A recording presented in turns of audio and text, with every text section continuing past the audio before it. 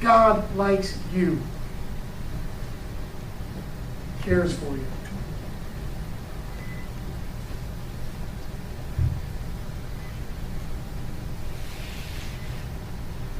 And he asks us to live in humility.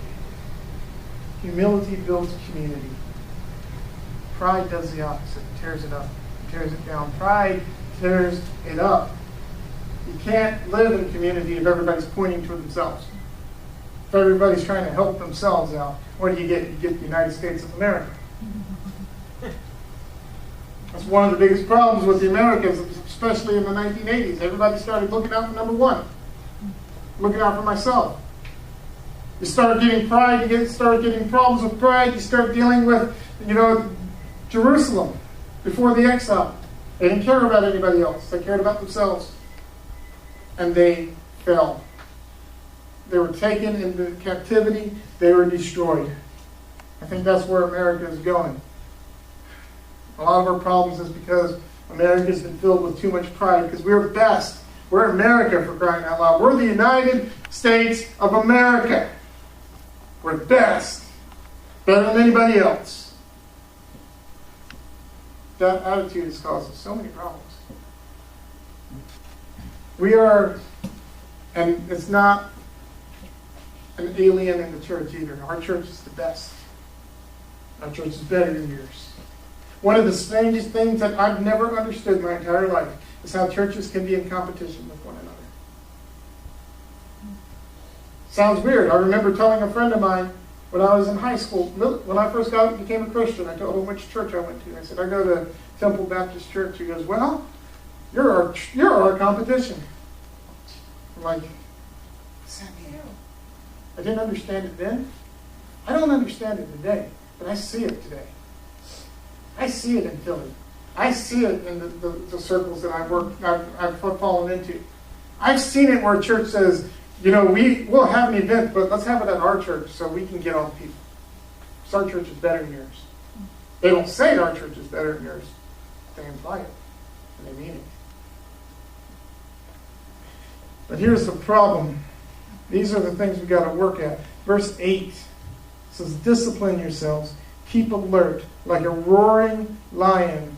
Roaring lion. That's not an easy word to say.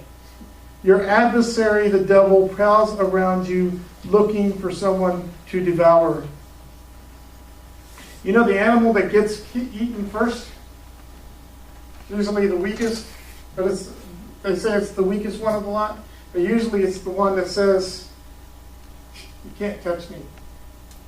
I'm more powerful than you are.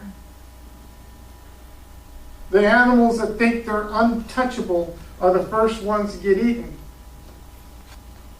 The ship that they thought was unsinkable. What happened to it? Sank. The buildings they thought were undestroyable, destroyed. America thought it was untouchable.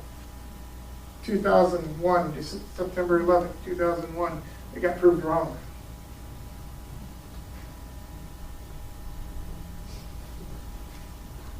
The lion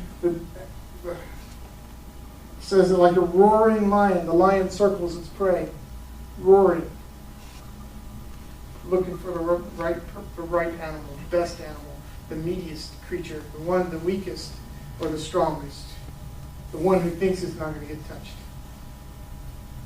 We got to be out. We got to look out for each other on this one. This is why community is important. This is why living as a community, as a church, it is important because we're looking out for each and every one of us. We got to look out for each other. We got to humble ourselves enough to say, I'm going to help this person out. Or this person needs something, I got it, we're going to help each other out. It's important that we stick together in this whole thing. Because we're not suffering alone. We think we are. We think we're getting into this. We think we're going through the same stuff. We think we're the only ones out there. We think that nobody's gone through this stuff before and nobody's going to go through it again. But it says, brothers and sisters, but Peter tells us that our brothers and sisters in all the world are undergoing the same kind of suffering. We're not alone. We're not alone. We're together. We're in this together as the church, the Foundry, as the church, the Forge, the same entity as the Southern Baptists, as the the American Baptists, as the Methodists, the Presbyterians, the Catholics. We're all in this together. And as soon as we realize it, as soon as we stop bickering and humble ourselves enough that we work together with each other, this world, this thing called the church, can be unstoppable and the world can be changed. We're too proud. We're too proud.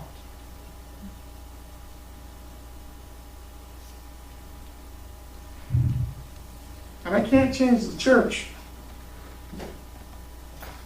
I can't change our denomination.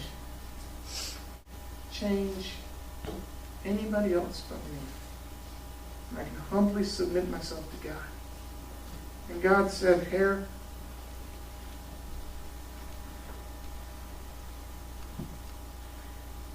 when it's your time, you'll be exalted." I don't know when that's going to happen. I don't know what it's going to look like. But I can't. But don't worry about it. My job is not to glorify myself, not to glorify my church. I do go to the best church in the world. But my job is to glorify Christ. Because it is His.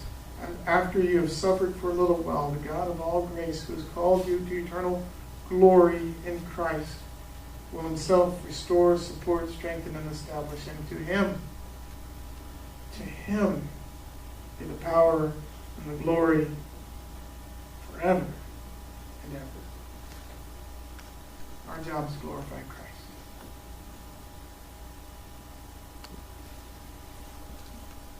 That's all I have to say about that. So